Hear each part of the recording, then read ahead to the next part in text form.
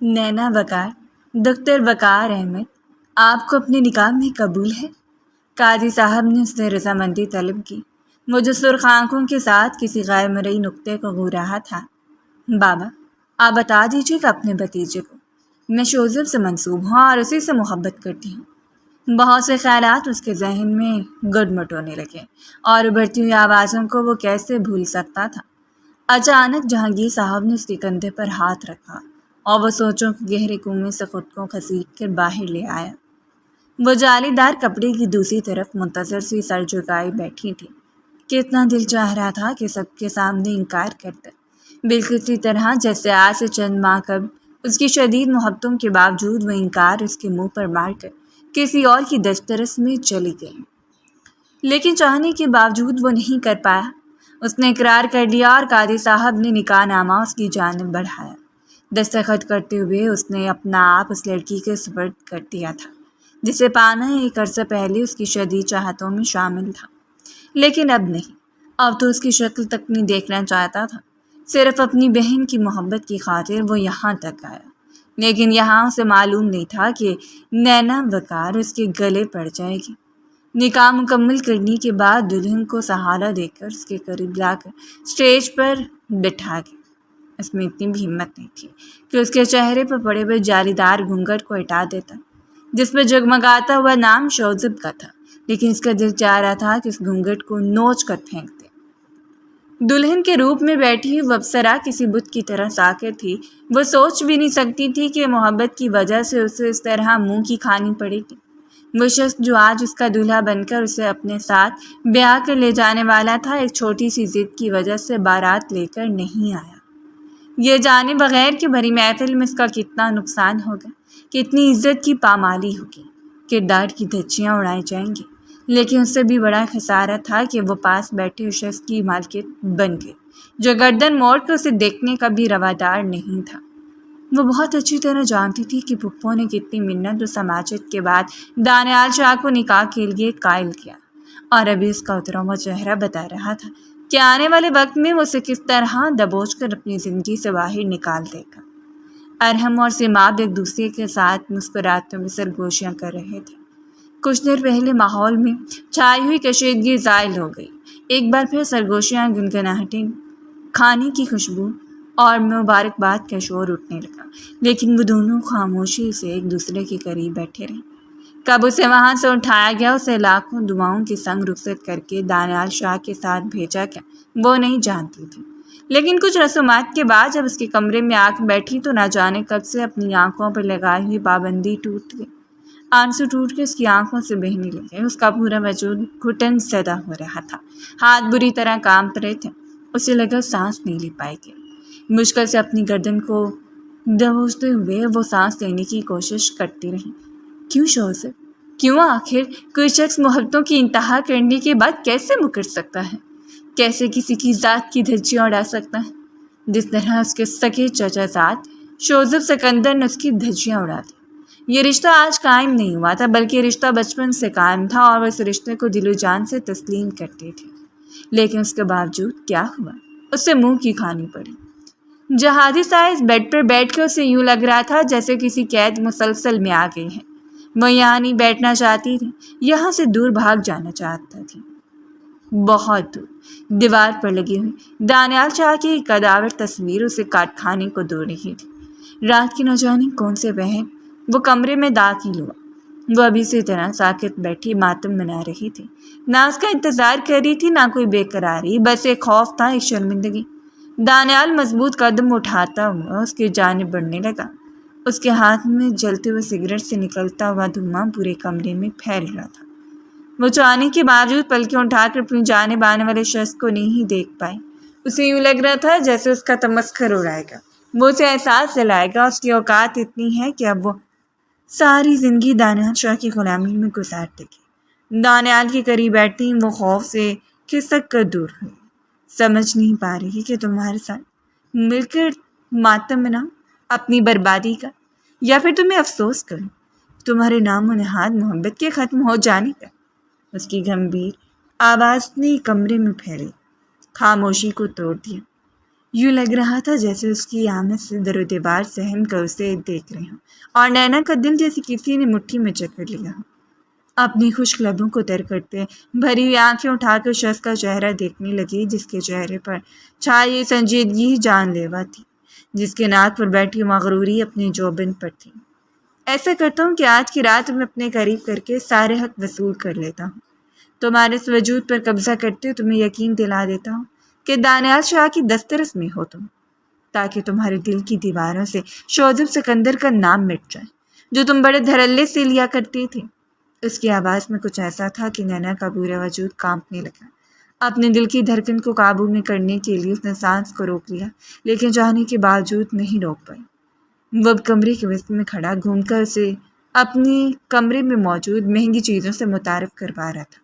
اسے دیکھو، یہ میں لندن سے لے کر آیا ہوں، اس کی قیمت لاکھوں میں ہوگی۔ اسے بھی دیکھو، یہ بھی کم قیمت نہیں ہے، یہ سب کچھ میرا ہے اور تم بھی۔ اب اس کی جانب انگلی اٹھائے اشارہ کر رہا تھا اور یوں لگا جیسے کوئی شخص پاگل ہو گیا ہے۔ ان سب میں کوئی بھی چیز استعمال شدہ نہیں ہے سوائے تمہارے۔ اس کے اگلے جملے نے جیسے نینا کے حلق سے جان کو کھینچ کر جسم سے جدا کر دیا۔ وہ ساکت بیٹھی رہ گئی۔ تم کسی سے منسوب رہی، نہ جانے اس کے ساتھ کتنی رنگ رلیاں منائی اور اب میرے گلے پڑ گئی۔ شرم آنی چاہیے تم جیسی لڑکیوں کو۔ آج اس کا غصہ بنتا تھا، آج اس کا چیخنا چلانا بنتا تھا۔ وہ کتنی بار اسے شوذب کی محبت سے خبردار کر چکا تھا، کتنی بار اسے کہا کہ وہ اس شخص کے جال میں پھنسنے سے پہلے صرف ایک بار سوچ لے، لیکن وہ نہیں سوچ پائی۔ اس پر اپنا سب کچھ مارنے کے بعد آج جب اس کے نکاح میں آئی تھی تو اس کا حق بنتا تھا کہ اس کی ذات کی دھجیاں اڑاتے تھے۔ وہ جذبات سے ابلتا جا رہا تھا۔ آگے بڑھ کر دبوچ کو اسے اپنے بیڈ سے اتار کر فرش پر پھینک دیا اور وہ ٹھنڈے ٹھار فرش پر سسکتی رہے گی۔ تمہارا ٹھکانہ یہ ہے تاکہ تمہیں اپنی اوقات یاد رہے۔ دانیال شاہ کبھی بھی سیکنڈ ہینڈ چیزوں کو استعمال نہیں کرتا۔ تم میری بیوی ہو، لیکن پھر بھی میں تم پر لعنت بھیجنا بھی پسند نہیں کرتا۔ بڑی تکلیف تھی، تڑپنے اور رونے کے علاوہ کوئی چارہ نہیں تھا۔ اس نے حکم صادر کر دی، آج کی پوری رات وہ فرش پر گزارے گی اور آنے والے دنوں میں بھی دانیال شاہ کے بستر پر اس کا کوئی حق نہیں ہوگا۔ وہ بھلا کیسے فراموش کر سکتا تھا کہ وہ ٹھکرایا ہوا شخص ہے۔ اسے اپنے ٹھکرانے سے زیادہ اس بات سے چڑ تھی کہ اسے وابستہ وجود پہلے کسی اور کے نام رہا۔ سگریٹ اٹھا کر بالکنی میں چلا گیا۔ کچھ وقت کے ساتھ گزارنا چاہتا تھا، کم سے کم اس وقت اپنے سامنے روتی لڑکی کی شکل تک نہیں دیکھنا چاہتا تھا۔ اسی لیے فرار کا راستہ یہی تھا اور رات کے نہ جانے کتنے پہر وہ وہیں کھڑا رہا، شاید فجر کی اذانوں تک، جبکہ نینا فرش پر اسی طرح پڑے پڑے سو گئی۔ جس وقت کمرے میں داخل ہوا ٹھنڈے ٹھار فرش پر لیٹی ہوئی تھی، چہرے پر میٹھے میٹھے میک اپ اور آنسوؤں کے نشان۔ کیوں لگ رہا تھا جیسے بھاری جویلری کو نوچ کر جسم سے جدا کیا گیا جو فرش پر بکھری ہوئی تھی۔ ٹوٹی ہوئی چوڑیاں، زخمی کلائیاں اور نوچ کر اتارا ہوا دوپٹہ، بکھرے ہوئے بال۔ اس پر ایک نظر ڈالنے کے بعد وہ بستر پر لیٹ گیا۔ انہیں منہ آج سے پہلے کبھی بھی اتنا ظالم نہیں رہا، لیکن آج حالات نے اسے اتنا ظالم بنا دیا تھا، یا پھر اس لڑکی کو اتنی سزا دینا اس کا حق بنتا تھا جو دو طرفہ جانب سے گھیر لی گئی۔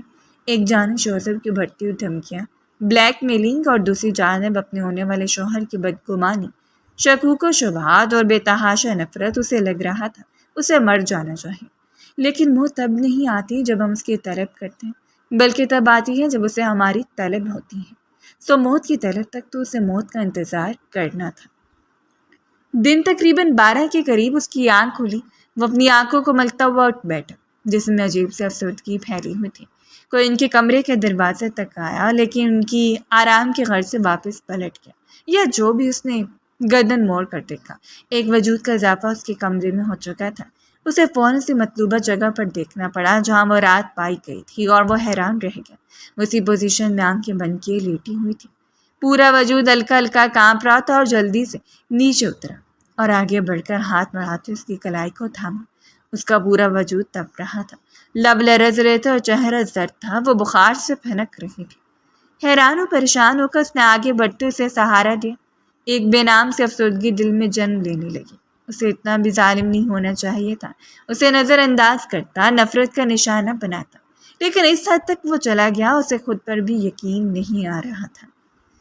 میں اسے بھاری جوڑے سے آزاد کروانے کی غرض سے لباس لے کر آیا، لیکن چاہنے کے باوجود ہمت نہیں کر پایا۔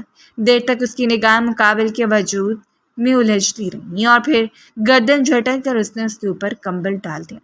سردی اتنی نہیں تھی کہ ہڈیوں میں سرایت کر جائے، لیکن پھر بھی اسی طرح کانپ رہی تھی جیسے کسی پہاڑی علاقے میں لیٹی ہوئی ہو، اور وجہ ہی تھی بخار۔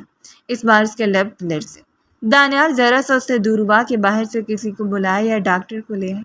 اس کے ہاتھ کو سختی سے تھام کر وہ بڑبڑا رہی تھی اور دانیال کو پلٹ کر اس کا حسین چہرہ دیکھنا پڑا۔ شوزب پلیز نہیں۔ اس کے لبوں کی بڑبڑاہٹ واضح ہوئی، مقابل کے چہرے کے تاثرات تنگ ہوئے۔ خود پر اور آنے والی ہمدردی پر لعنت بھیجتے ہوئے سختی سے کہا، جھٹک کے کمرے سے نکل کے پورے 2 دنوں تک لوٹ کر گھر واپس نہیں آیا۔ اس کے اندر جو آندھی طوفان چلے ہوئے تھے، اس لڑکی کے دل میں شوزب تھا۔ شوزب کے علاوہ کوئی نہیں، تو پھر وہ کیوں اپنے دل میں اس کے لیے ہمدردی پیدا کر سکتا تھا؟ وہ 2 دن اس نے ہر ایک کی کال کو نظر انداز کرتے ہوئے فارم ہاؤس پر گزارے۔ وہ مرد تھا، لیکن اتنا بہادر نہیں تھا کہ ایک ایسی لڑکی کا ہاتھ تھام کر زندگی گزارنے کی ٹھان لیتا جو زبردستی اس کے سر پر مسلط ہو گئی۔ تو شام کو گھر واپس آیا تو ساجدہ بیگم لپک اس کی جانب بڑھی۔ کہاں تھے تم دانا؟ کال کیوں نہیں اٹھا رہے تھے؟ وہ مسکراتے ان سے ملا اور پھر ان کے قریب بیٹھ گیا۔ آفس کے کام کے لیے تھوڑی توجہ کی ضرورت تھی، سکون بھی چاہیے تھا، اسی لیے حویلی نہیں آیا۔ کافی روکھے انداز میں اس نے کہہ دیا، اور ساجدہ بیگم دیر تک اس کا چہرہ دیکھتی رہی۔ ان کا بیٹا کبھی بھی ایسا نہیں تھا۔ آج صرف حالات کی وجہ سے اس نہج پر کھڑا ہو گیا۔ میں اور تمہارے بابا کتنے پریشان تھے۔ سماب رکنے کے لیے آئی، واپس چلی گئی۔ وہ انہیں گھر بھر کے بارے میں بتا رہی تھی اور پھر اس کا بھی ذکر چھوڑ دیا، دانستہ طور پر، جس کا ذکر سننا نہیں چاہتا تھا۔ نینا کی طبیعت ٹھیک نہیں تھی، تم نے مجھے بتایا تھا کہ بیچاری 2 دنوں سے شدید بخار میں پھنک رہی ہے۔ آج کچھ بہتر ہے، جا کر کمرے میں پتہ کر لو۔ یوں تو ساجدہ بیگم کے دل میں بھی ایک کھٹکا تھا کہ اپنی بھتیجی کو لے کر اپنے بیٹے کے سامنے وہ بار بار اس کا برا ذکر کر کے اس کے بدگمان نہیں کرنا چاہتی تھی۔ اب انہیں معلوم تھا ان کے بیٹے اور بہو کی زندگی سے ان کے داماد اور بیٹی کی زندگی بھی وابستہ ہے۔ نہ چاہتے ہوئے بھی اسے اٹھ کر اپنے کمرے کی جانب جانا پڑا۔ کمرے کا دروازہ کھول کے اندر داخل ہوا تو سامنے آئینے کے سامنے کھڑی اپنے بال بنا رہی تھی، مرجھایا ہوا چہرہ، زرد رنگت اور کمزور سا وجود۔ دانیال نے اندر آتے اسے مکمل نظر انداز کر دیا، جبکہ جلدی سے اپنے بالوں کو سمیٹ کر وہ پلٹ کر دانیال کو دیکھنے لگی۔ دانی، آپ کہاں چلے گئے تھے؟ 2 دن ہو گیا، آپ نے مجھ سے رابطہ تک نہیں کیا۔ اس رات جس کے حلق سے آواز تک نہیں نکل رہی تھی، اس وقت تو پورے حق سے پہلے کی طرح اسے دانی کہہ کر پکار رہی تھی، اور وہ پلٹ کر اس کا چہرہ دیکھنا رہ گیا۔ کتنا بھلا لگتا تھا اس کے لبوں سے دانیال شاہ کو اپنا نام، جیسے اسے دانی کہہ کر پکارا کرتی تو دل کے کسی کونے سے گویا وہ خود میں سمٹنے کے لیے بےتاب ہو جاتا۔ تو میرا انتظار کر رہی تھی؟ حیرت ہے، اس نے تلخ جواب دینا چاہا، لیکن اس کا لہجہ ہمیشہ کی طرح نرم ہو گیا، اور آگے بڑھتے اس نے کوٹ دانیال کے بازو سے اتار لیا۔ ہاں، انتظار کر رہی تھی، مجھے لگا میری وجہ سے گھر چھوڑ کر چلے گئے ہیں۔ بھائی مجھے لینے بھی آئے تھے، لیکن میں گئی نہیں، صرف یہ سوچ کر کہ آپ سے مل کر جاؤں گی۔ اس کے لہجے میں کوئی انتظار نہیں تھا، کوئی بےتاب بھی نہیں تھی، شاید وہ گلٹی فیل کر رہی تھی، اس لیے یوں تڑپ کر پوچھ رہی تھی، اور وہ تلخی سے مسکراتی ہے۔ طبیعت کیسی ہے تمہاری؟ دونوں کے درمیان یوں بات ہو رہی تھی جیسے وہ پہلے بات چیت کیا کرتے۔ دانیال اس کا بتاجا خیال رکھتا اور اس کی زبان بھی دانی کہتے نہیں تکتی۔ ٹھیک ہوں، مجھے کیا ہونا ہے؟ سر جھکا کے اس نے یہ بات کی۔ دانیال کو لگا جیسے وہ کسی گہری پریشانی کا شکار ہے، اور پھر کافی دیر اس کا چہرہ دیکھنے کے بعد اس نے سر جھٹک دیا۔ بھلے کس طرح ممکن تھا وہ اپنی پریشانی کا تذکرہ اس کے سامنے نہ کرتی؟ دانی، شوزم نے مجھے کال کی تھی، وہ اسے بتانے لگی، وہ بات جو اس کے لبوں سے نہیں سننا چاہتا تھا۔ وہ جو ضد اس کے بابا نے کی تھی وہ صرف ان کی تھی، اس میں شوزب شامل نہیں تھا۔ میرے اور آپ کے نکاح کے متعلق آپ سے بات کرنا چاہتا ہے۔ میں جانتی ہوں کہ رات آپ غصے میں تھے۔ کوئی بات نہیں، اس نے یوں بات کی جیسے اس کو مکھی کی طرح ناک سے اڑا دیا، یہ جانے بغیر کہ وہ شخص کتنی اذیت میں رہا ہے۔ پل تڑپتا رہا ہے اور ابھی بیچارگی اس کا چہرہ دیکھ رہا تھا۔ اگر اس کی جگہ کوئی اور ہوتا تو شاید اب تک اس کی گردن مروڑ چکا ہوتا، لیکن اس لڑکی کے ہلتے ہوئے لبوں کو بڑے انعماق سے دیکھ رہا تھا۔ ہمارے رشتے کے بارے میں کیا بات کرنا چاہتا ہے؟ ذہن میں کھلبلاتا ہوا سوال اس نے پوچھ لیا۔ پتہ نہیں، وہ کندھے چکاتے ہوئے سر جھکا گیا، اور دانیال کو لگا جیسے وہ اس سے کچھ چھپا رہی ہو۔ ایک بار پھر غصہ کود کر اس کی ناک پر سوار ہو گیا، اور غصہ آتا بھی کیوں نہ، اس کی بیوی اس کے سامنے کسی اور کا ذکر کر رہی تھی، کسی اور کو اتنی اہمیت دے رہی تھی کہ ان کے رشتے کے متعلق بات کرتا۔ نینا آؤ اور میری شرٹ کے بٹن اتارو۔ اس نے حکم صادر کرتے نینا کے چہرے کی اڑی رنگت کو دیکھا۔ وہ صرف اندازہ لگانا چاہتا تھا کہ جوزف اس پر کتنی پابندیاں لگائی ہیں۔ میں کیسے؟ وہ اچھی خاصی ہچکچاہٹ کا شکار تھی۔ ہاں تو کیا تمہیں اپنے علاوہ کمرے میں کوئی نظر آ رہا ہے جو میری شرٹ کے بٹن کھولے گا؟ وہ بالکل سنجیدہ تھا، اس کے چہرے پر مذاق کی رمق بھی نہیں تھی، اور نہ ہی اس وقت وہ اس موڈ میں تھا کہ نینا سے کوئی مذاق کرتا۔ اور اس کے سنجیدہ چہرے کو دیکھتے ہوئے نینا نے اپنے کامتے ہوئے ہاتھ آگے بڑھائے۔ اس کا سفید چہرہ لمحے بھر میں سرخ ہو گیا۔ دانیال نے اس کی کمر سے ہاتھ ڈال کر اسے قریب کھینچ لی۔ وہ کٹی شاخ کی طرح اس کے سینے سے آ لگی۔ دونوں کے دل یکجاں ہو کر دھڑکے۔ نینا کو یوں لگا جیسے اس کی سانس حلق میں اٹک گئی۔ وہ شخص اپنی نظروں کو اس کے چہرے کی جانب موڑے ہوئے تھا۔ وہ آہستہ آہستہ دانیال کے شرٹ کے بٹن کھول رہی تھی اور اس کی انگلیوں کا لمس مقابل کے جذبات کو بہا رہا تھا۔ وہ اس کے قریب تھی، دونوں کی خوشبو ایک دوسرے کے سر پر سوار ہو رہی تھی۔ اس نے شرٹ کے بٹن کھول لیا اور دانیال کا کسرتی وجود اس کے سامنے نمایاں ہو گیا۔ سرخ رنگت کے ساتھ اپنی آنکھیں بند کرتے وہ دور ہوئی تو مقابل نے جھک کر اس کا چہرہ دیکھا۔ تم میری بیوی ہو، میں تمہارا شوہر ہوں۔ ہم ایک دوسرے پر حق رکھتے ہیں، لیکن میں کسی تیسرے کو حق نہیں دیتا کہ وہ ہمارے رشتے کے بارے میں بات کرے۔ وہ نہ جانے سمجھ پا رہی تھی یا نہیں، لیکن جو کچھ اسے سمجھانا چاہتا تھا ان دونوں کے رشتے کے لیے وہ بہت ضروری تھا۔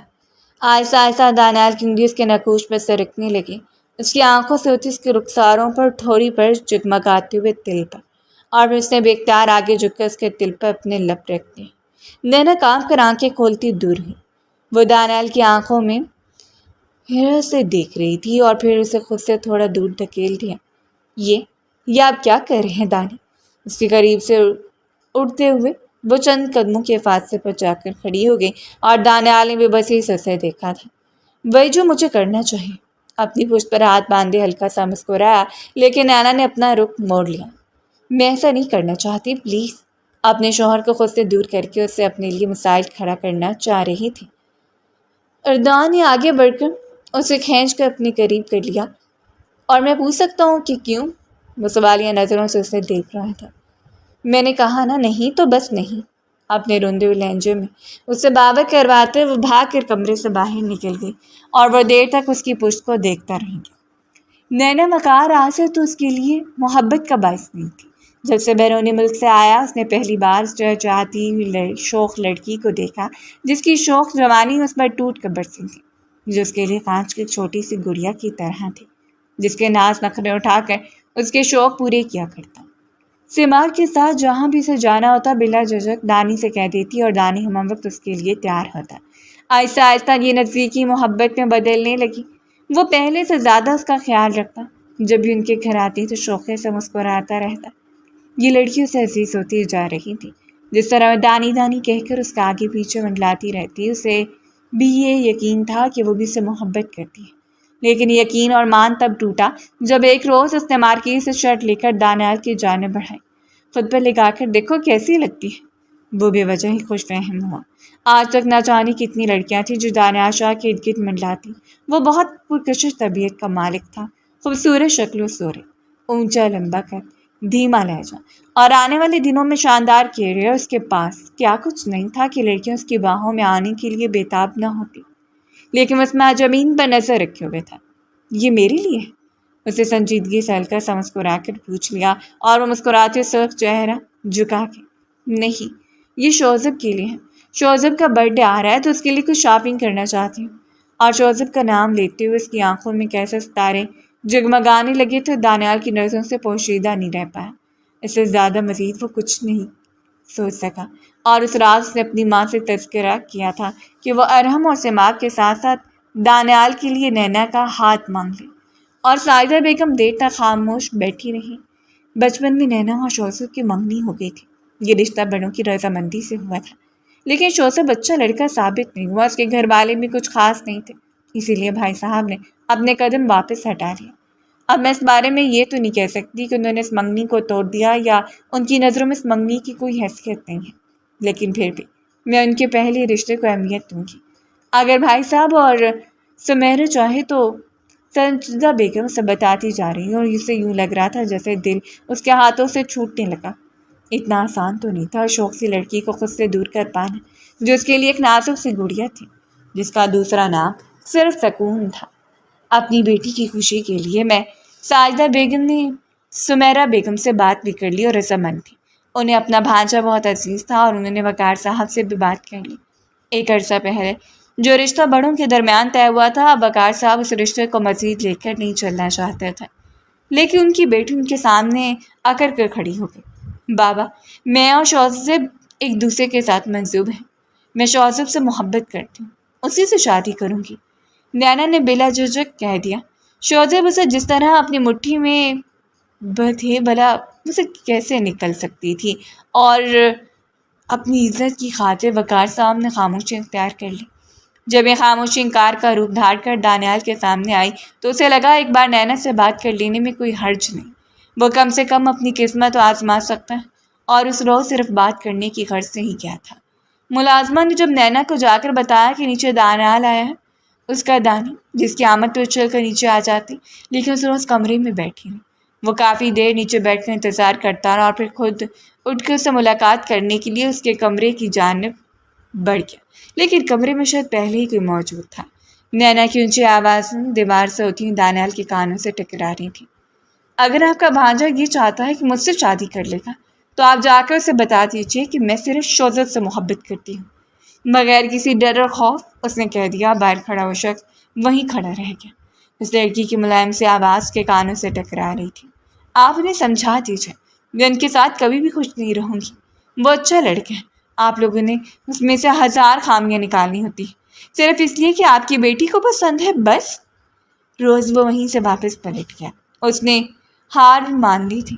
اگر محبت اس کے دل میں سر اٹھا رہی تھی تو اس نے یہ کسی زوردار آلے کے ساتھ اس کا سر ہی کچل دیا۔ اس نے دوبارہ اپنی زبان سے نینا کا نام نہیں لیا۔ وہ اگر سے محبت نہیں کرتی تھی تو یہ اچھی بات تھی، بجائے اس کے کہ وہ اسے اپنی محبت کی جھوٹی چال میں پھنسائے رکھتی۔ اس نے انکار کر دیا اور اس کا انکار اہمیت رکھتا تھا۔ اس کے دل میں ہلچل ہوئی، وہ بےتاب بھی ہوا، لیکن اس نے خود کو سمجھا دیا۔ گھر میں سماعت کے ساتھ ساتھ شوزب اور نینا کی شادی کے بارے میں بھی باتیں ہونے لگیں۔ وہ کتنی بار سماعت کے ساتھ شاپنگ کرنے کے لیے گیا اور وہاں نینا اور اس کی ماں نے بھی انہیں جوائن کیا، لیکن اس نے ہمیشہ اس لڑکی کو کھلکھلاتا وہ پایا اپنے لیے خریداری۔ شوزب کے لیے سب کچھ اپنی مرضی کا خریدنا، اور وہ بس افسردگی سے مسکرا کر سر جھکا دیتا۔ ضروری تو نہیں کہ ہر بار محبت میں جیت جایا جائے، محبت میں ہار جانا بھی ایک مرتبہ ہوتا ہے، اور اس نے وہ مرتبہ پا لیا تھا، لیکن وہ نہیں جانتا تھا کہ قسمت ایسا پلٹا کھائے گی کہ وہ لڑکی ایک بار پھر اس کے پاس آ گرے گی۔ یہ تب ہوا جب اس کے ہاتھ پر شوزب کے نام کی مہندی لگ گئی۔ سب کچھ شوزب کے نام تھا، لیکن عین نکاح کے وقت سے دولہا بنا کر بٹھا دیا گیا، اور وجہ یہ تھی کہ شوزب کے باپ نے یہ شرط رکھی کہ نکاح سے پہلے وہ کوئی شرائط کا تذکرہ کرنا چاہتے ہیں۔ طلاق کی صورت میں شوزب اپنی پراپرٹی میں سے 1 روپے بھی نینا کو دینے کا حق نہیں رکھتا، تاہم نینا کے حصے کی ساری جائیداد نینا کی بجائے شوزب کے نام منتقل کی جائے گی۔ یہ ان کی شرط تھی جس کی وجہ سے یہ رشتہ نہیں ہو پایا، اور اس کے چچا نے عین وقت بارات لانے سے انکار کر دیا۔ اسے یہ بات بالکل برداشت نہیں تھی کہ شوزب دوبارہ اس کی زندگی میں عمل دخل کرے۔ وہ اس کے ساتھ رابطہ رکھے، اس لیے اسے صبح جانے سے پہلے اچھی طرح باور کروا دیا کہ کوئی ایسا کام برداشت نہیں کرے گا۔ شوزب مسلسل سے رابطہ کر رہا تھا، منت سماجت کرنا، التجائے کرتے ہوئے کہنا کہ وہ نہیں بھول پا رہا، اس کے بغیر مر جائے گا۔ بلیک میلنگ عجیب سے 2 طرفہ سوچ کا شکار ہو گئی۔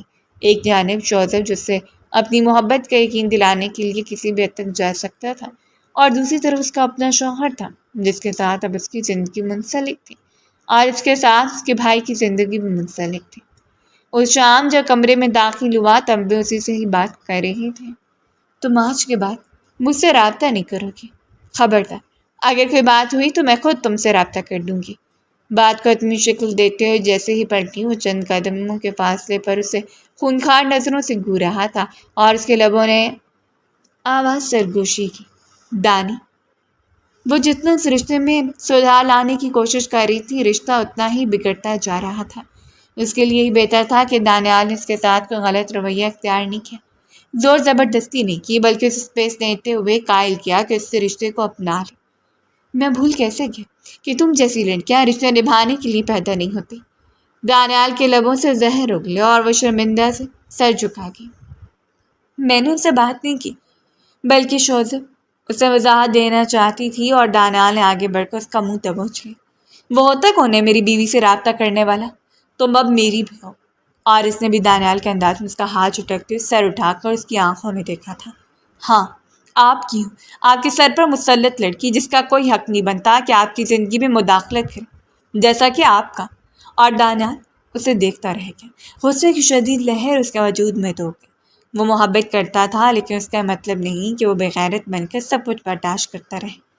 تم اپنی حد بھول رہی ہو نینا، وہ گھڑایا اور اس نے اپنے دونوں بازوؤں کی گرفت سے چھڑا کر خود کو دور کر لیا۔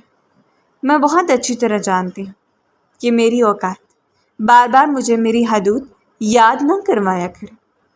اس کے سامنے ہاتھ جوڑتے ہوئے بھڑک اٹھی اور اس بار دانیال شاہ نے اسے کھینچ کر اپنے قریب کر لیا تھا۔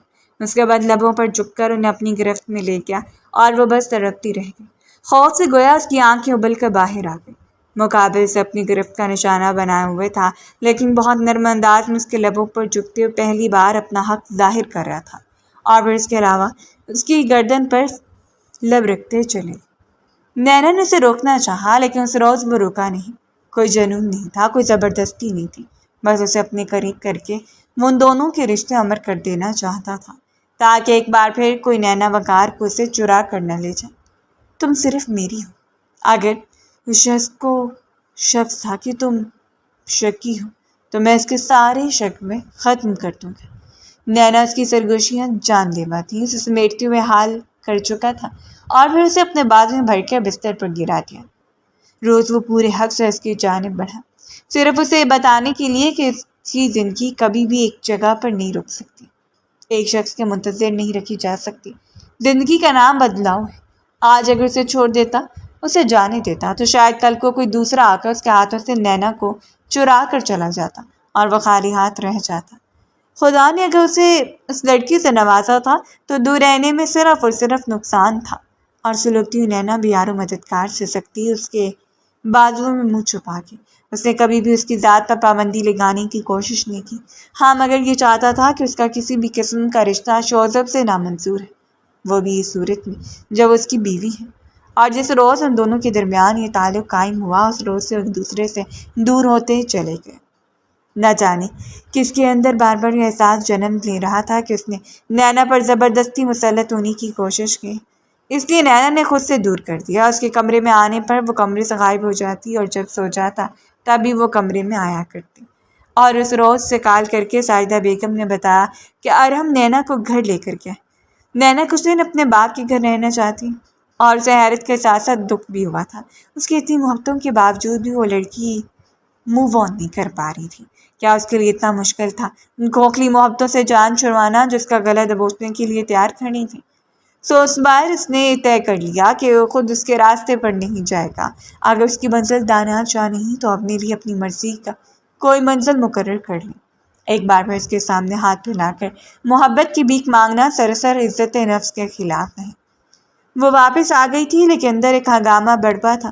دوسری جانب شوزب کسی بھی صورت اس کا پیچھا چھوڑنے کے لیے تیار نہیں تھا۔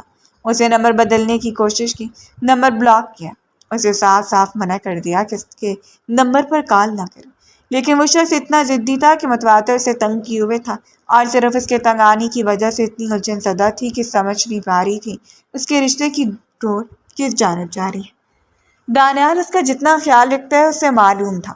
وہ پسندیدہ مزاج ہے، چاہے بول کے محبتوں کا دکھاوا نہیں کرتا، لیکن پھر بھی اس کی فکر کرتا۔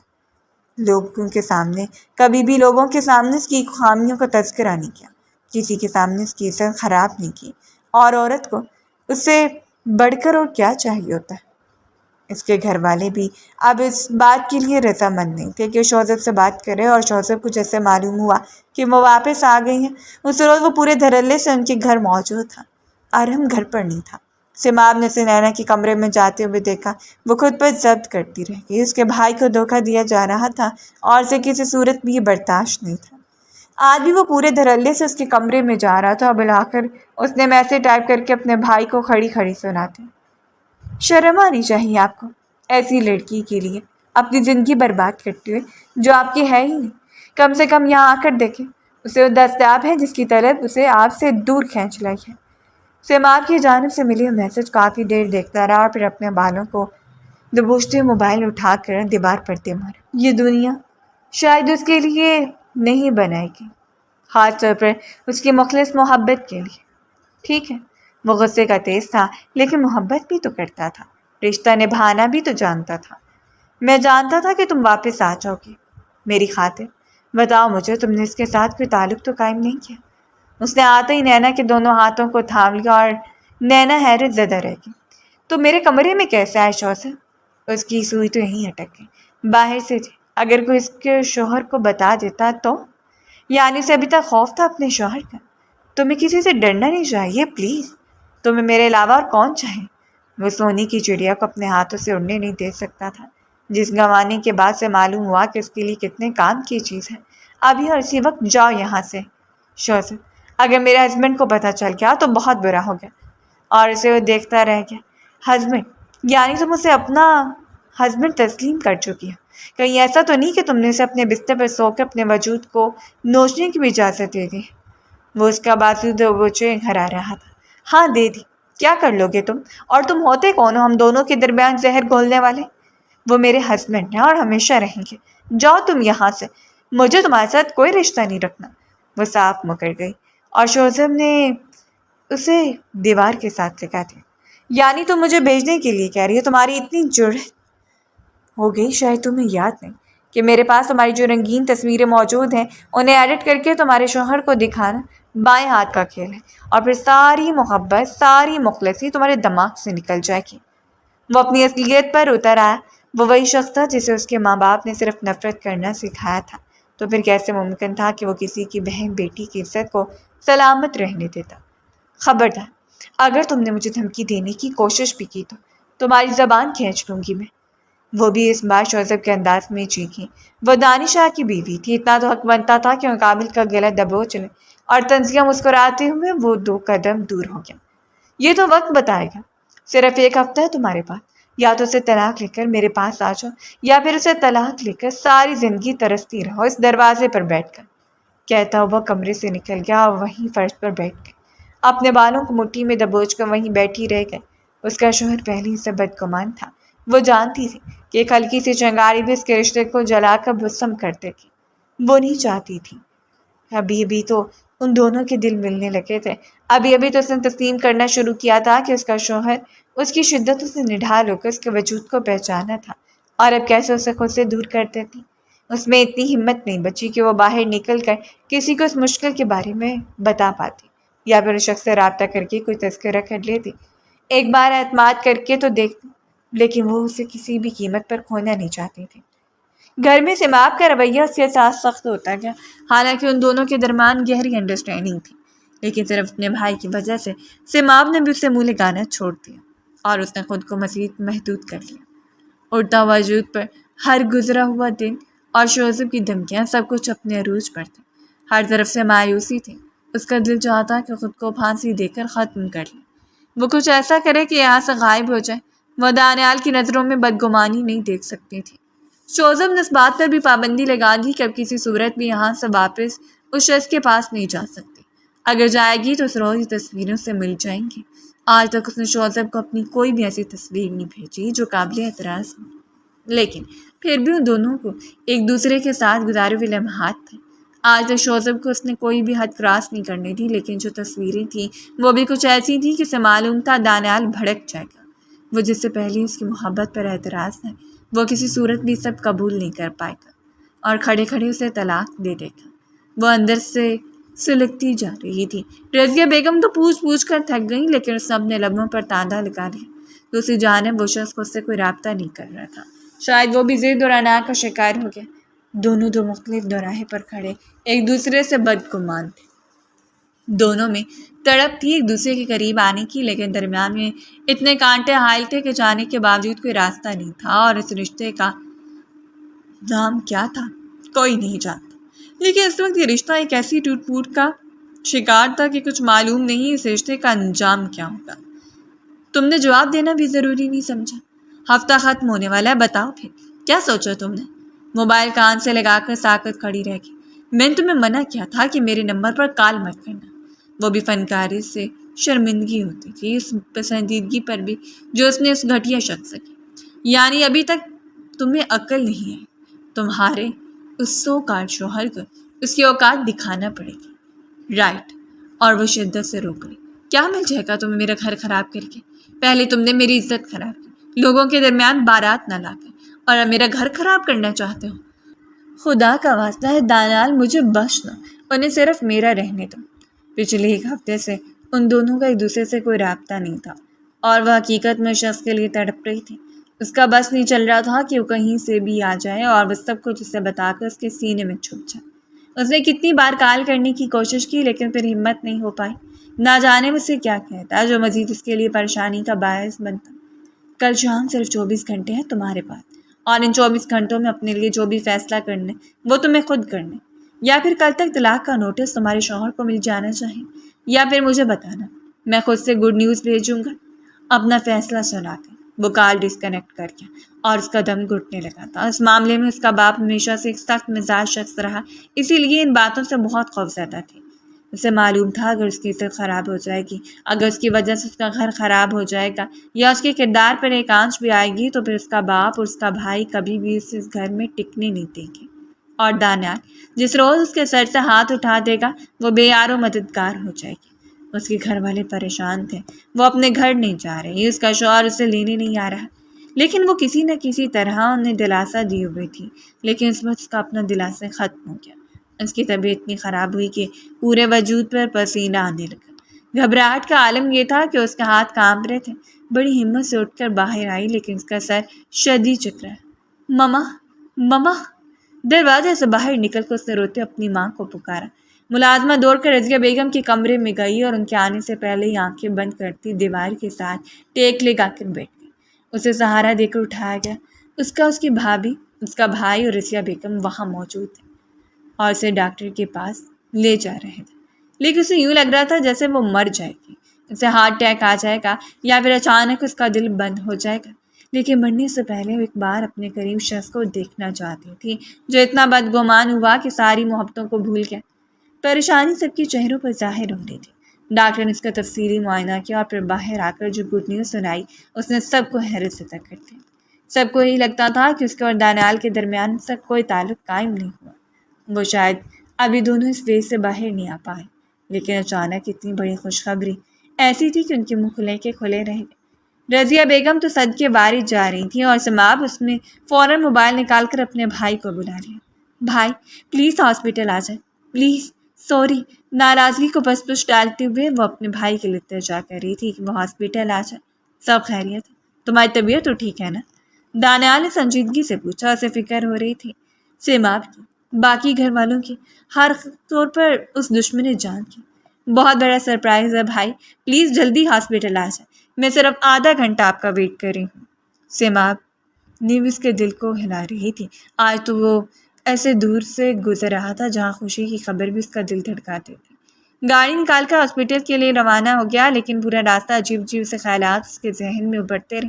جس وہ سماب کے بتائے ہوئے ایڈریس پر پہنچا، سب سے پہلے سماب نے اسے اندر آتے ہوئے دیکھا اور بولا۔ بہن بھاگ کر اس کے سینے سے جا لگی۔ اس کا چہرہ خوش لگ رہا تھا، آنکھوں میں نمی تھی۔ وہ حیران و پریشان اس کا چہرہ دیکھ رہا تھا۔ بھائی میں پھپھو بننے والی ہوں، آپ بابا بننے والے ہیں بھائی، اس کے سینے سے لگی بے چین ہو کر اسے بتائی جا رہی تھی اور وہ ساکت رہ گیا۔ یوں لگا جیسے اس کے وجود سے کسی نے روح کو قبض کر لیا۔ اگر وہ مذاق کر رہی تھی تو دنیا کا سب سے بھونڈا مذاق تھا۔ کیا خدا اس پر اس قدر مہربان ہو سکتا تھا؟ اس نے نظریں اٹھا کر رضیہ بیگم کی طرف دیکھا اور وہ بھی نم آنکھوں کو صاف کرتی مسکرا کر آگے بڑھی۔ ہاں میری جان، تم بابا بننے والے ہو، نینا ماں بننے والی ہے۔ اس کا دل چاہا کہ وہیں سجدہ ریز ہو جائے۔ جو بھی تھا خدا اسے اولاد کی نعمت سے نواز رہا تھا۔ اسے کمرے میں شفٹ کر دیا گیا تھا۔ جس وقت کمرے میں داخل ہوا وہ بستر پر ہی ٹیک لگا کر بیٹھی تھی۔ رضیہ بیگم سوپ اسے دے رہی تھی پینے کے لیے اور وہ دروازے میں ہی کھڑا رہا۔ نینا نے گردن موڑ کر اسے دیکھا اور پھر دیکھتی رہ گئی۔ آنکھیں نہ چاہتے ہوئے بھی نم ہونے لگیں۔ وہ دونوں ایک دوسرے کو دیکھ رہے تھے۔ خالی نظروں سے بے بسی کے ساتھ اور رضیہ بیگم سوپ ٹیبل پر رکھتی باہر نکل گئی۔ باقی سب ایک ایک کر کے انہیں بات کا موقع دینے کے لیے باہر چلے گئے جب اس کے قریب آ کر بیٹھ گیا، کسی ہارے ہوئے شخص کی طرح، جبکہ اپنے چہرے کو اپنے ہاتھوں میں چھپا کر وہ پھوٹ پڑے۔ اس کا پورا جسم بے جان ہو رہا تھا، جب اس کی زندگی ایک ایسے دوراہے پہ کھڑی تھی جہاں اس کے لیے کچھ بھی نہیں رکھا گیا۔ وہاں خدا نے ایک پھول اس کے ہاتھ میں تھما دیا جس کی خوشبو ارد گرد کو معطر کر رہی تھی۔ نرمی سے اس کے چہرے کو ہاتھوں سے آزاد کرواتے اس کی آنکھوں میں دیکھتا چلا گیا۔ ابھی تک وہ نہیں سمجھ پا رہا تھا کہ بچہ اس لڑکی کے لیے کیسی حیثیت رکھتا ہے۔ جب نینا نے اس کا ہاتھ تھام کر اپنے پیٹ پر رکھا اور ایک بار پھر ٹوٹ پڑی اور وہ بے یقین سے اسے دیکھتا رہ گیا۔ کیا تم خوش ہو؟ جانے کیوں پوچھ رہا تھا نینا نے اب سعودگی سے اسے دیکھا اور پھر تلخی سے مسکرائی۔ کیا بدگمانی اتنی بڑھ گئی ہے کہ آپ کو لگتا ہے میں اپنی اولاد کے لیے بھی خوش نہیں ہوں گی؟ وہ بولی تو آنسو ٹوٹ کر اس کے رخساروں پر بہہ نکلے۔ کیا یہی تھی آپ کی محبت کہ میرے گھر سے نکل جانے کے بعد مجھے فراموش کر دیا؟ وہ اب شکوہ کر رہی تھی اور مقابل بس اسے دیکھتا رہ گیا۔ میں کتنا انتظار کرتی رہی آپ کی کال کا، آپ کے میسج کا، آپ کے آنے کا۔ میں نے کتنے جھوٹ بولے سب سے، کیا مجھ سے رابطے میں ہے؟ کیا محبتیں ایسی ہوا کرتی ہیں؟ دانیال شاہ صاحب، وہ روتے ہوئے کہہ رہی تھی اور دانیال کو یوں لگ رہا تھا جیسے اس کی جان پر بنائی ہے۔ اس کے مخملی ہاتھوں کو تھام کر باری باری ان پر لب رکھتا اس کی آنکھوں میں دیکھ رہا تھا۔ میں نے یہ فیصلہ تمہارے حوالے کر دیا ہے۔ میں تمہیں اسپیس دینا چاہتا تھا، چاہے اپنے لیے جو بھی راستہ اختیار کرو تم خود مختار ہو۔ وہ مضبوط لہجے میں بات کر رہا تھا۔ میں چاہتا ہوں کہ تم اگر خود کا انتخاب کرنا چاہتی ہو تو اپنا انتخاب کرو اور اپنے ساتھ اپنی منزل کے لیے جسے چننا چاہتی ہو چن لو۔ میں زبردستی تم پر مسلط نہیں ہونا چاہتا تھا۔ اور ایک نازک مکہ اس کے سینے میں رسید کرتے ہوئے آگے بڑھ کر اس کے سینے پر سر رکھے۔ وہ مجھے بہت تنگ کر رہا ہے، ہمارے درمیان بدگمانیاں پھیلانا چاہتا ہے۔ میں نے کبھی بھی اپنی حدود کو نہیں پھیلایا، لیکن پھر بھی آپ سے کچھ ایسا شیئر کرنا چاہتا ہوں جو ہمارے رشتے کی بنیادوں کو ہلا دے۔ اور دانیال نرمی سے خود سے دور کرتے کمرے میں ارحم اور داخل ہوئے اب اپنا موبائل نکال کر کچھ نکال رہا تھا اور پھر چند تصویروں کو اس کے سامنے کر دیا۔ کیا یہی وہ مجھے دکھانا چاہتے ہیں؟ اس کے سوال پر نظریں موڑ کر تصویروں کو دیکھتی ہوئے اپنی سانس حلق میں ٹکا کے، یعنی وہ اتنا گرا ہوا شخص تھا کہ تصویریں اس کے شوہر کو بھیج چکا تھا، اس کے منع کرنے کے باوجود اس کے رشتے میں درار ڈال چکا تھا۔ اس نے خوفزدہ ہو کر گردن موڑ کر اپنے بھائی کو دیکھا اور پھر سر جھکا لیا۔ یہ اور ایسی کتنی ہی تصویریں مجھے تم سے بدگمان نہیں کر سکتی۔ یہ آتے 2 روز کب میرے پاس پہنچ چکی اور نہ جانے کیا کیا کچھ، لیکن میں نے تسلیم نہیں کیا۔ مجھے ابھی بھی انتظار تھا تمہارا۔ میں نے اس رشتے کو بنانے میں پہل نہیں کی، لیکن میں اسے توڑنے میں پہل نہیں کر سکتا۔ ایک بار مجھ پہ یقین کیا ہوتا، یقین سے آ کر میرے سینے لگ جاتی اور مجھے بتاتی کہ وہ خونخوار جانور تم پر اپنی طاق لگائے بیٹھا ہے۔ میں تمہاری حفاظت کر سکتا ہوں۔ وہ سب کے سامنے بڑی محبت سے اعتراف کر رہا تھا اور وہ سر اٹھا کر اپنے باپ کا انتخاب کو دیکھ رہی تھی۔ کبھی کبھی ایسا ہوتا ہے ہمارا انتخاب اتنا گھٹیا ہوتا ہے کہ ہم اس میں شرمندہ ہو کر رہ جاتے ہیں، اور وہ شے جسے ہم منہ نہیں لگانا چاہتے ہمارے لیے ایک ناقابل بیان چیز ثابت ہوتا ہے۔ ہمارا محسن جو ہمیں محبت کے بارے میں یقین دلاتا ہے، اسپتال سے وہ سیدھا اسے اپنے گھر لے کر آیا۔ اس نے پہلے اپنی ماں کو کال کر کے بتا دیا تھا اور شام حویلی میں اتنا بڑا ہنگامہ ہوا کہ ناقابل بیان۔ یہ ہنگامہ خوشیوں کا ہنگامہ تھا۔ ساجدہ بیگم نے پوری حویلی کو سجا دیا۔ سماعت کے قدم نہیں جم رہے تھے کہ وہ ہواؤں میں اڑتی پھرے۔ اسے یوں کہتا ہوا دیکھ کر کمر سے تھام کر اسے اپنے قریب کر لیا۔ دوسروں کی خوشی میں خوش ہونے سے بہتر ہے کہ ہم بھی تھوڑی کوشش کر لیں۔ وہ آنکھ دبا کر اس کا چہرہ دیکھ رہا تھا اور اس کی بات کو سمجھتی 2 قدم دور ہوئی۔ یعنی اب تک آپ کوشش نہیں کر پائے؟ اپنی کمر پر ہاتھ دکھاتی وہ مصنوعی ناراضگی سے اسے دیکھ رہی تھی اور وہ کھل کر ہنس پڑا۔ ایک اور کوشش کرنے میں کیا حرج ہے؟ محنت کرو جب تک کہ کامیابی تمہارا مقدر نہ بن جائے۔